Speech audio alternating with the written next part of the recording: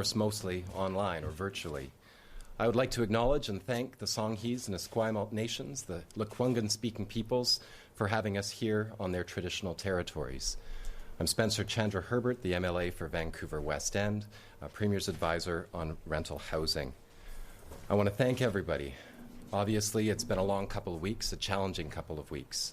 The patience, the compassion, the care you're showing for your community, for each other, for everyone is really noted and appreciated. It's a challenging time, no question. And one of the challenges people have been raising with me and with all of us more so than most issues has been housing and fear of losing their housing because of COVID-19. We've been clear that no one will lose their housing because of COVID-19. Today's announcement will meet that commitment. We believe we need to do more than meet that commitment. We also believe we need to provide relief for renters, for rental housing providers. The stress is off the charts right now. We need to give people security and safety in their rental housing. Early last week, the Premier asked me to lead a rapid-fire consultation, as comprehensive as I could do it, as quickly as I could do it, because the need is so great, on what we needed to do to support renters and rental housing providers now in the time of this public health emergency. I want to thank everyone, renters, rental housing providers, your associations, everyone who's emailed me, who's contacted, phoned me. We had great conversations with so many, and I want to thank the advocates who are doing so much to protect renters and rental housing providers at this time. The need is great. Your work is really appreciated by the community today. The measures we announced today, in addition to the federal announcement and our earlier announcement on Monday of support, will help people stay safe in their homes, protected, knowing that there can be a better future. It's rough right now, but it will get better. And I want to thank you for doing everything you can to look out for your community. Now, it gives me great pleasure to introduce our Premier, Premier John Horgan, to help share what we are announcing today. Thank you, Mr. Premier. Great, Spencer. Thank you very much for that, and thank you for the work that you did in very short order. Spencer, of course, chaired a rental task force last year, did some good work that allowed us to put in place policies and programs to protect renters before the advent of COVID-19. So I was grateful that Spencer was able to reactivate his contact list and connect with people to get a direct sounding from them, whether they be providers of rental housing or renters themselves. And I think we've taken that information and, working with Minister Robinson, put together a fairly comprehensive package, adding on to the work that we've already done with our COVID-19 action plan announced earlier this week. I think it was on Monday. I, too, want to acknowledge the traditional territory of the Songhees and Esquimalt First Nations and again, reiterate that the challenges we have when it comes to addressing the pandemic, the challenges we have about keeping people safe, about making sure that we can continue to have economic activity, and most importantly, that people don't feel the most critical place for them now, as Dr. Henry has said, stay home. We don't want people to think they may lose that home as a result of this pandemic. And I've had, just this week, 17,000 emails across British Columbia, and that speaks to the anxiety and the stress that people are feeling about these issues. And it was important for us to get the mix right and to ensure that it fit into a more comprehensive plan, working with the federal government and our municipal partners to ensure that we were doing everything we could to keep people safe, doing everything we could to make sure that if they were sick or self-isolating, if they'd had their hours cut back or that they were laid off, that they would not be fearful of losing their home. And so I want to also say to landlords, to those who are providing rental housing, that we want to make sure we continue to work with you, because those rent checks are critical to your families as well, critical to you making your payments also. But home should be a place of comfort and security, and we've worked tirelessly, Minister Robinson and Spencer Chandra Herbert, to make sure that we get that balance right. So this morning, Cabinet met and approved a package, and I'll outline some of those elements today, but it's designed to give immediate protection to renters and to landlords. First, we'll be providing a $500 a month package to help renters up to $500 a month to make sure that they can continue to stay in place and that landlords can continue to see some revenue coming in. That will be delivered through BC Housing. Selina will go into some of the details, but we use BC Housing because it's the best way to deliver this program. They're already working on other programs like SAFER, like the renters program that we already have in place. This supplemental renters rebate will be there to help people. This supplemental check will be there to help people get through the coming months. And we want to make sure that that we do this in a way that makes the most impact for the greatest number of people. I want to reiterate, if you can pay your rent, you should pay your rent. This fund is there to help those people who are in genuine distress. The fewer people who access the program, the more opportunity we have to expand it going forward. The other issue, of course, that's a primary concern to people is the prospect of an eviction during this stressful time. And I'm here to say that while the emergency order is in place here in British Columbia, BC is suspending current and future evictions until this crisis has passed. There will be some exceptions, of course, but by and large, if you're at home, you're a good landlord, you're a good tenant, you will be able to continue that relationship well into the future. That's the commitment we've made as a government. That's what we are announcing here today. $500 a month for the next 4 months, available for rent, a moratorium on evictions, and a rent freeze is the third portion that I want to talk about. This is not the time to seek rent increases, and there is just zero chance of that happening. I think those who provide rental stock understand that, and I want those that are concerned about how they're going to make it to through April, through May, and through June, I want them to be absolutely certain that the government is here to help you. We have programs in place. It's not just the renters piece we're providing today, but we're topping up the federal resources when it comes to those who are going to be going on to income assistance through employment insurance. $1,000 from the province, $2,000 announced today by the federal government. We're waiving the payment of student loans until September. So again, those who are looking at where are we going to find enough money to keep going, we're going to add a whole host of modest programs to make the whole package work for everybody. And lastly, before I turn the microphone over to Minister Robinson for some more detailed assessment of the package that we put forward, because there are a couple of other elements, I want to just say a word about those who are concerned about their mortgages. I've been hearing, regrettably, that some banks and some financial institutions are not as enthusiastic about living up to the challenge that we have in front of us. And so I'm calling on banks and financial institutions to work with mortgage holders to make sure that we're doing everything that we can to get through this difficult time. All of us working together is the only way forward.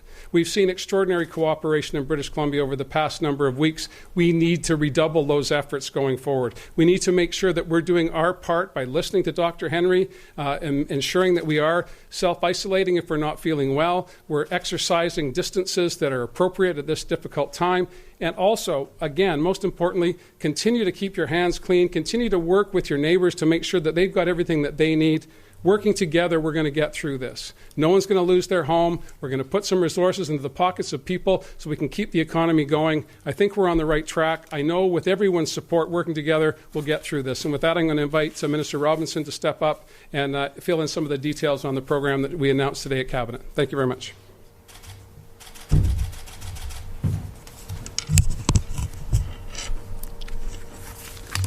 Well, thank you, Premier, and I too would like to acknowledge that we're on the territory of the Lekwungen-speaking people. Well, we all know that the next few months are going to be difficult. That's been clear for some time. And we need to remember to keep doing everything that we can to support each other. Because frankly, that's the only way that we are going to get through this. And it's why we have been working hard to develop supports for people who are suffering job loss and other difficulties as a result of COVID-19. And it's important to remember really what this is about. It's about the people that we love. It's about our families. It's about our neighbors. It's about our friends. It's about our colleagues. It is about our communities. And this is an unprecedented challenge. And it will require every single one of us doing our part. It will require all of us to come together as a society to protect each other. So this past weekend, I talked about some first steps that we are taking to help people who don't have homes right now. And on that front, there is much more to do, and there's more to come.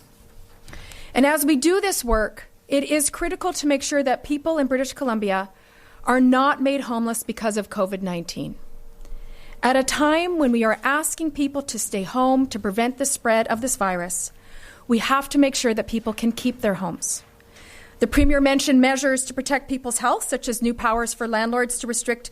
One of the things that we're doing with these new powers is to restrict the use of common areas and to stop visitors coming to the building. So landlords will be able to do that to help keep everyone safe. We've all heard Dr. Henry and Minister Dix outline what it's going to take to slow down this virus so that our healthcare system can keep up. So we have to keep distance from each other to keep the virus from spreading. That means that we shouldn't have visitors over. We have to minimize the number of people touching shared surfaces and running into each other. So this new rule will let landlords restrict access to common areas. For example, restricting how many people can be in a shared laundry room at once, or close down shared spaces like game rooms or other social spaces that might exist in a multi-purpose building. This is to protect the health and safety of everyone in these buildings and beyond. On that same note, we are also restricting the right of landlords to enter people's homes unless there is a clear threat to people or to property. Tenants have to be able to protect themselves and others from the virus. Keeping people out of their homes is part of maintaining the distance that we all need so that we can all be safe from COVID-19. We are also halting the enforcement of existing eviction notices issued by the residential tenancy branch, except in extreme cases where there are safety concerns. And there are a small number of court-ordered evictions that are up to the courts, which operate independently of government. I do understand that the courts are aware of this issue, and I will allow the courts to speak for themselves. We are pairing all of these actions to stop evictions with rental supports that will support landlords so that they too can stay afloat and meet their needs and the needs of their families. The new rental assistance program will be available to low and moderate income individuals who have experienced a significant reduction in their income because of COVID-19. And we're going to ask that tenants and landlords that you talk to each other about how to pay rent as you would in a normal course of your exchange and in your relationship, if you can. The supplement that we're proposing with this new program is to help address any shortfall. Because many landlords, especially families with secondary suites, they too depend on rental income to pay their bills. And through all of this, we are making changes so that people can continue to access the services that they count on at the residential tenancy branch. As a government, we are here for tenants and we are here for landlords. We know this is a scary time. And it is made harder because we can only offer comfort from a distance. But we are going to get through this.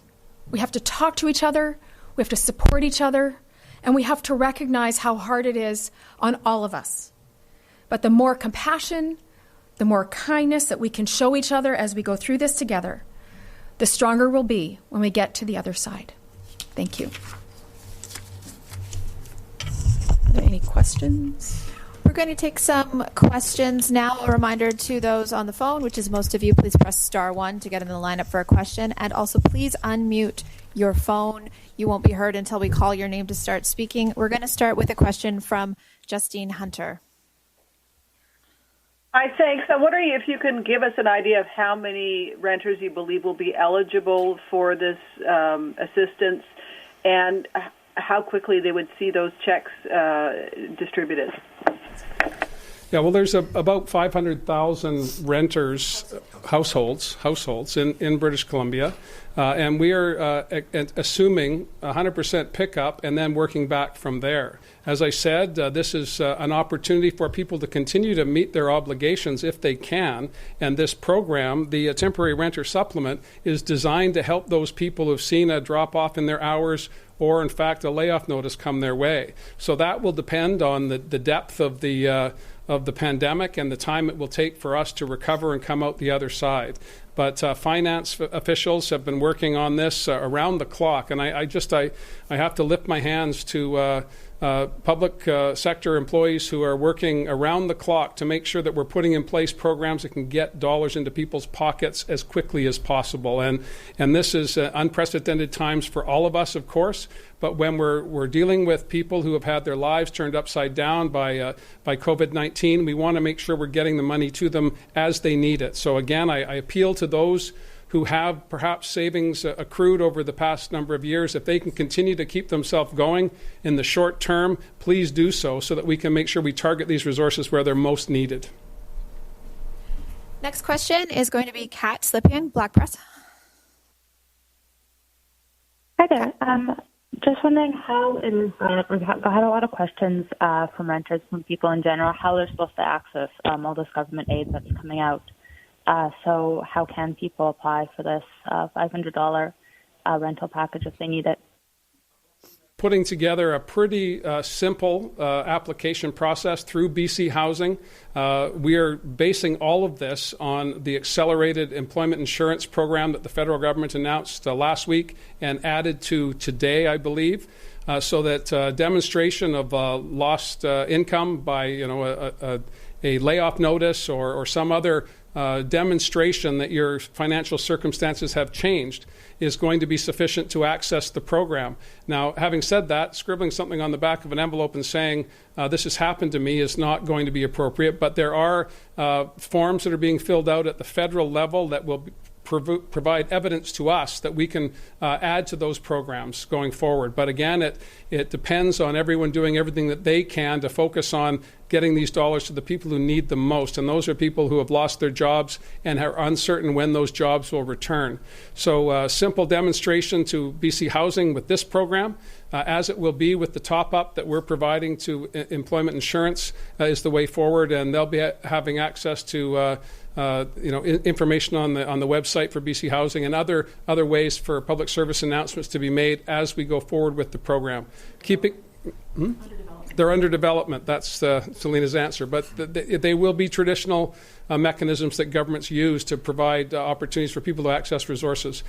Keep in mind that we've had two of the worst fire seasons ever over the past 3 years, and that put us in a place with Emergency Preparedness BC or Emergency Management BC to find out how we can take the kinks out of what had been a paper-based system and move it into the web-based system that we all depend on and actually function in today. So we're going to do everything we can to make it as accessible as possible, but it is a work in progress, without any doubt. Next, we have Richard Zisman.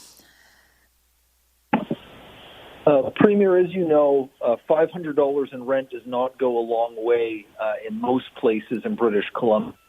So what do you suggest to people who have lost all of their income and need to cover the rest of the gap between the $500 and what they're going to owe on April 1st? And is there a guarantee that this money will be in their pockets by April 1st? We can't guarantee it'll be in their pockets by April 1st, and that's why we're working, and Spencer's work was so critical in this respect. He had already developed relationships with tenant associations and organizations, as well as Landlord BC and other landlords across the province. So we want everyone to work together on this. As Selina said, you have a relationship with your landlord. Let's all hope that they're good relationships, and you're going to have to find a way to work this out together. We are going to get the resources into people's hands as quickly as possible, and I do also recognize that $500 does not seem like an enormous amount, but when you put it beside a $2,000 payment from the federal government and $1,000 from the province, as well as the other initiatives that we've brought forward to reduce costs for people over the past 2 years, I think we're in a place where we can manage this going forward. But again, people need to be able to work together, and we're calling on landlords and tenants to have that sense of cooperation, as in let's figure this out with each other, household by household, right across the province. That's the only way we can come through this, and to have higher expectations than that, I think, misses the whole point of having an everybody on board approach to addressing this crisis that we're in. Why we've been successful as British Columbians to this point in time is because people get it. They understand that we need to work together. Across government, that's happening. Across community, that's happening. We need it to happen across the province. Next, we have Rob Buffum. Oh, hi, Premier. My question is sort of similar to Richard's in the sense that I spoke to the BC Landlord Association earlier today, and they expressed deep concern that there wouldn't be sufficient measures to protect landlords at this point. What do you say to landlords who are thinking, geez, a lot of my tenants are not going to be able to make ends meet, and having a mortgage payment deferred doesn't get them off the hook. In fact, there's likely to be compound interest. So they're concerned that, they're going to be really in a rock and a hard place. Yeah, and I understand that, and I might get Spencer to answer that, but before I do, I want to just reinforce that financial institutions have to recognize that they're a key part of this solution as well. And the federal government has talked about ways to backstop mortgages. We need to make sure that those landlords that depend on the rent payment to address their financial obligations are also protected by this. And that was one of the fundamental parts of Spencer's initiative. But it depends on financial institutions doing what they need to do to protect those who own the homes and those who rent them. Thank you. I think really what's clear, and I heard from landlords and renters too, is that they want to work and find a way to get through this together. I've heard many examples where landlords have told their tenants, I'm going to use your damage deposit to pay this month's rent. Don't worry about it. I'm trying to find a way to help you get through this. I've heard from landlords who've said, definitely no rent increases this year. In fact, if I can, I will give my tenants a rent reduction. But what we wanted to do and what this work is about is ensuring that tenants right now in this time of crisis can stay in place if they can pay their rent or if they can't pay their rent, because we know it's going to take a while to get the money to them in this time, including the federal funds. And that's why we put a moratorium on evictions, and that's why we're asking everybody to try and find a way through this together. Listen to each other. Landlords, please look to the needs of your tenants, as I know you and most landlords do. And tenants, please try and find a way to work with your landlords, giving them the notice, giving them the sense as well, because they too need to pay their bills. So we're trying to work with all sides to get through this together, and that's, of course, the only way that we achieve success. Our next question is from Lisa Eusda. A quick question. What do people do if there is a massive disagreement, if they can't come to terms and either someone wants to evict someone or renters are saying, I'm not paying? The tenancy branch will still be in operation. Of course, we're changing some of the processes to make sure that people can access the services while safe in a socially distant sort of way. And I think clearly if there was a case of damage, somebody is harming the life of the landlord or fellow residents in the building, action will have to be taken. And we wanted to make sure that in those circumstances, action can happen. But if it's simply a case of a disagreement, you don't like the smell of your neighbor or whatever, people need to get a way to work together, have to be more understanding, and we see it in communities. We're doing our best to be more understanding, to give each other the space we need. We will get through this, but we really will need patience and understanding. Mary Griffin? Just wondering if there's a figure for, it's $500 a month for 4 months. The Premier said close to 100% take-up. How much is the estimate? Sorry, if I might clarify. I think it's up to $500 a month, and the Premier said we have to assume that everybody's going to need it, but we know not everybody's going to need it. Plan for the worst, hope for the best. I think there are certainly a number of renters I spoke to who said they're concerned about their neighbors, but they're doing okay themselves, and they're not concerned about their own ability to look after their housing, but they wanted action for, the senior down the block, the fellow who lost his job, the person who lost their hours, and so those are the ones that we're looking to. And it's 3 months. And it's for 3 months. I might add a bit to that, please. Yeah, Mary, this is part of the $2.8 billion package that Minister James and I announced on Monday. It will be coming out of what we call the Critical Services and Supports envelope. Within that $5 billion, $2.8 billion was directly focused at people, and within that is this Critical Supports and Services budget of money. And again, I've been pretty clear on this, as has Minister James. This is a start. We have never been on this road before. Tomorrow will be another day that we've never experienced before. And so as these things start to pile up, we need to have a methodical plan going forward. And to have the experience of Spencer Chandra Herbert brought to this issue in such a short time. Had we not done that work, had he not done the work across the province, working with, I have to say, Adam Olsen from the Green Party caucus, if the two of them had not worked tirelessly to build relationships, we would be well behind where we are today. This is a start. There's much more to do, but we have to take these days as they arrive, putting $5 billion of provincial resources in play to help landlords, to help tenants, to help people is what we're all about. And there will be areas where we're going to have to up our game in the days ahead, and we're prepared for that. But I think that the public does have, I think, an understanding of this being uncharted territory, and that the best way forward is that charitable approach that I'm seeing in so many parts of public life today. As you know, people are self-isolating, people are physical distancing, but they're also connecting in a way that they never have before. We're having a family gathering via FaceTime today. I have a son in England. I have a son now isolated in Souk, which seems 1,000 miles away to my spouse, but it's just around the corner. We all have to find ways to get through this, and the extraordinary thing is that people are doing that. And when it comes to financial issues, when you're going check to check and those checks stop coming, that's when government has to step up. This is a first step, and there'll be more steps to come. Next question is Binder Sajan. Hi, just one point of clarification and then a question. The rent freeze, does that take effect March 1st or April 1st? April 1st. April 1st. April 1st, okay. And the question that I have is, you've said that it's really up to banks to do what they can to help people with their mortgages, whether that's deferrals or not. Is there a point where the BC government would be willing to step in and provide something similar to a rental supplement for a short period of time to homeowners who are saying, hey, listen, if my renters can't pay, then I don't know how I'm going to meet my mortgage? Well, we're going to look at that after the first month, see how it goes, and make adjustments going forward.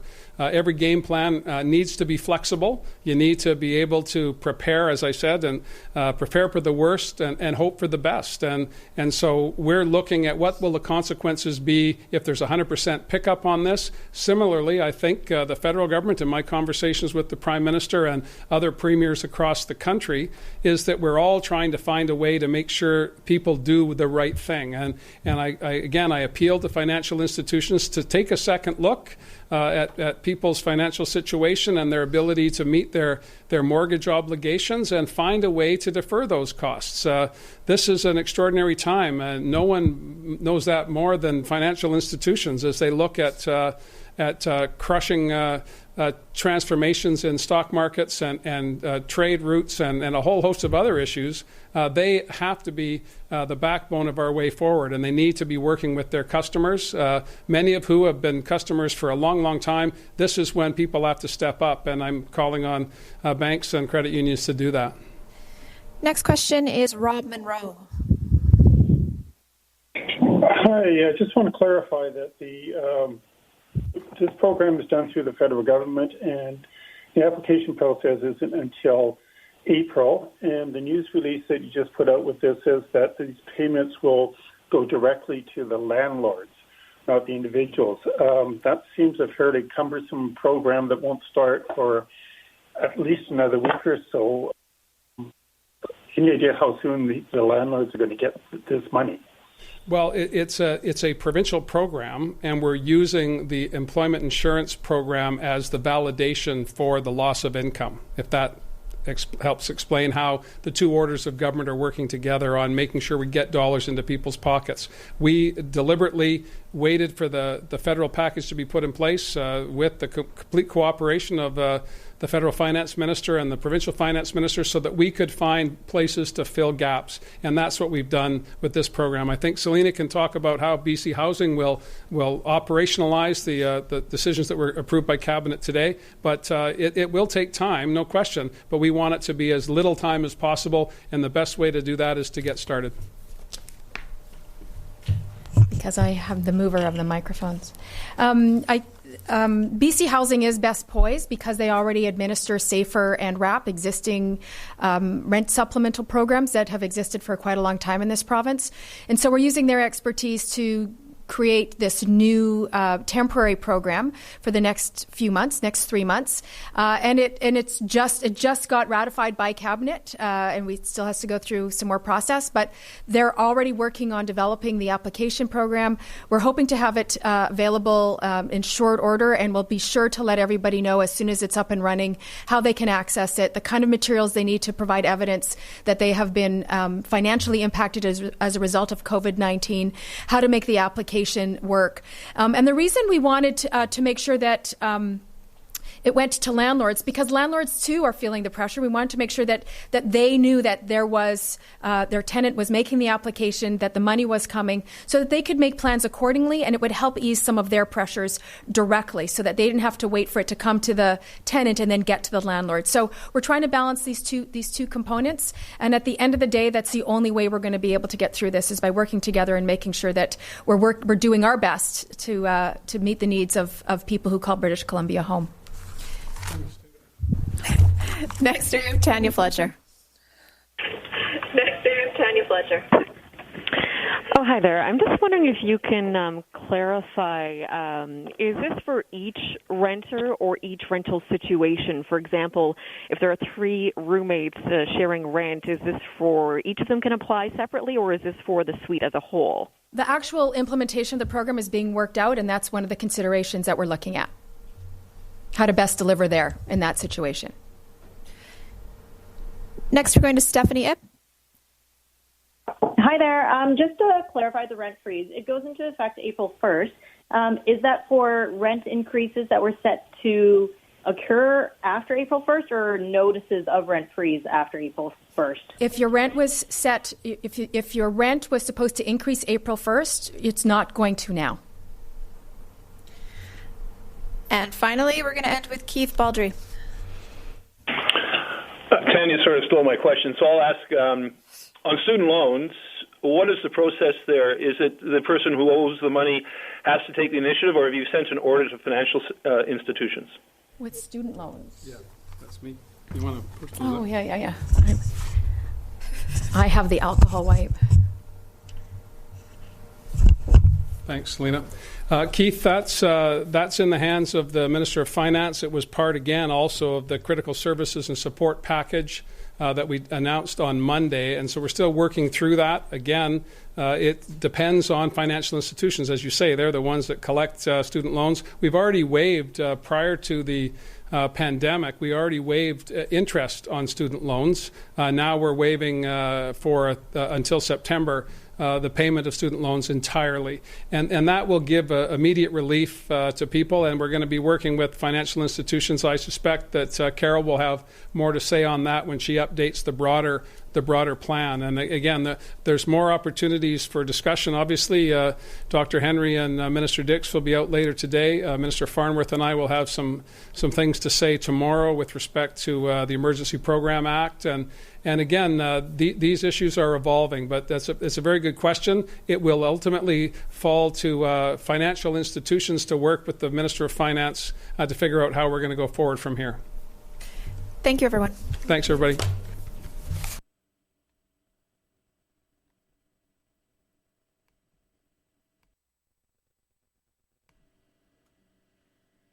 All right, so that was a press briefing about